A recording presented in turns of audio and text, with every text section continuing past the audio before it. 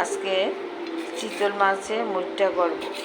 চিতল মাছটা ধুয়ে আমি চামচ দিয়ে ভালো করে কুড়িয়ে কাঁটাটা ফেলে দিয়েছি, দিয়ে গরম জল করে এটা মুট করে কেটে নিয়েছি সিদ্ধ করে। এখন আমি ছুরির সাহায্যে ওগুলা কেটে নেব। আমার কাটা হয়ে যাচ্ছে। তারপর হলুদ নুন দিয়ে মেখে ভালো করে ভাজা করে রেসিপিটা করব তোমাদের সঙ্গে। চিতল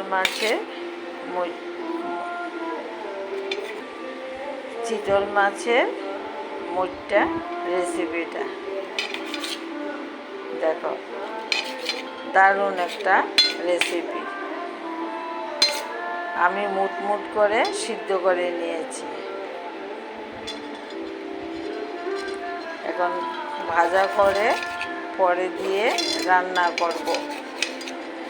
তোমরা পাশে থেকো।